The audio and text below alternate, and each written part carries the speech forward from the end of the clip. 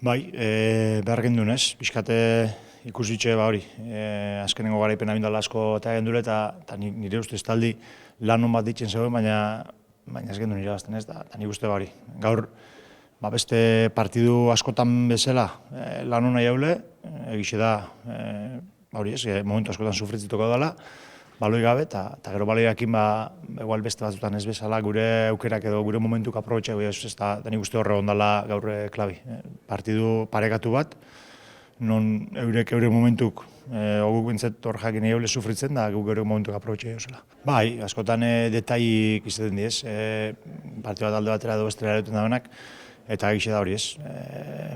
Partidu oso gorra izan dela, nik uste zela gain ikusi danaz, hori ez, iruta utzeko emoten dago, partidu errezago izan dela, baina asko kostako, eure momentuko egitxu eta bueno, beste batzutan kosta jaku geure momentu horiek aprobetxetik, eta gaur hori ondo jau eta hortik etorri garaipena.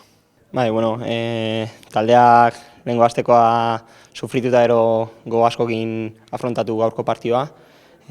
Astero egotega ekipoa lantzen entrenamenduro ondo entrenatzen gogokin, eta ni uste etxean ondo sentitzen gara, eta 3 puntu hauek merezitakoak izan dira.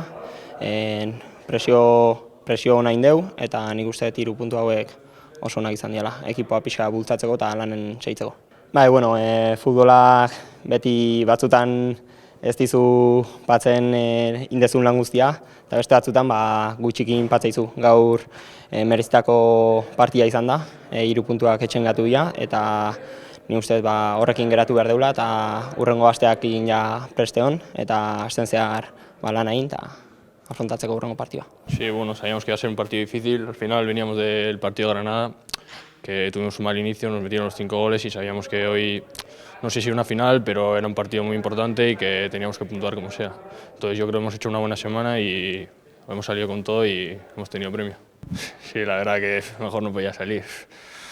De hecho, todas las semanas trabajamos para lo mismo, luego saldrán los resultados o no, pero bueno, llevamos una mala dinámica y yo creo que al final, pues, de tanto al final trabajo y eso, hemos conseguido los 3 puntos que lo necesitamos.